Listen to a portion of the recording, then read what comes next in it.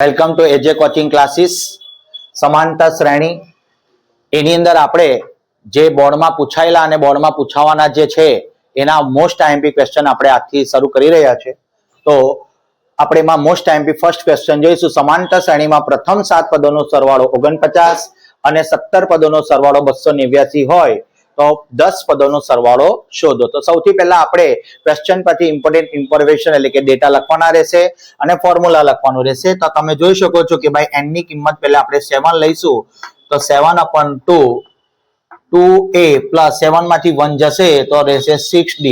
આની વેલ્યુ આપણને આપેલી છે તો માટે 7/2 2a plus 6d equal to કેટલા આપેલા છે આપણને 49. તો માટે તમે જોઈ શકો છો કે આ 2 મલ્ટીપ્લાયમાં જશે 7 ડિવાઇડમાં જશે તો 2a plus 6d equal to 49 multiply 2 divide 7.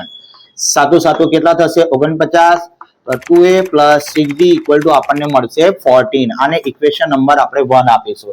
Same counting આપણે બીજા માટે પણ કરીશું. ફરીથી આપણે જોઈ શકીએ છીએ કે 17 લખવા પડશે. S17 ઇક્વલ ટુ ફોર્મ્યુલામાં વેલ્યુ મૂકીએ તો 17 ડિવાઇડ 2a પ્લસ 70 માંથી 1 જાય તો રહેશે 16d. આની વેલ્યુ પણ આપણને આપેલી છે 289. Therefore 17/2 બ્રેકેટમાં 2a plus 16d equal to 289. હવે આપણે અહીંયા જે ડિવાઇડમાં છે તે મલ્ટીપ્લાયમાં જશે, મલ્ટીપ્લાયમાં છે તે ડિવાઇડમાં જશે. ઇક્વલ ટુ 289 ગુણ્યા 2 મલ્ટીપ્લાય 70. 17 કેટલા થશે 289. તો 2a plus 16d equal to 17 કેટલા થશે 34. આને સમીકરણ નંબર 2 નામ આપીશું. સમીકરણ 1 અને 2 ની આપણે કરવી પડશે બાદબાકી. તો સમીકરણ 1 આપણું છે 2a plus 6d equal to 14 અને સેકન્ડ સમીકરણ આપણું છે 2a plus 16d equal to 34. Equation number 2 અહીં બંનેની બાદબાકી કરી દઈએ તો ચિહ્ન બદલવા પડશે. આ 2a કેન્સલ થશે, પ્લસ માઇનસ માઇનસ 16 માંથી 10 જશે તો માઇનસ d અને 14 માંથી 34 જશે તો માઇનસ 20. માઇનસ માઇનસ પ્લસ થઈ જશે તો d is equal to 20 divide 10. Therefore d is equal to 10 to the 20. એટલે d ની વેલ્યુ આપણને મળી જશે 2. હવે d ની કિંમત તમે કોઈ પણ એક સમીકરણમાં મૂકી દો તો d ની કિંમત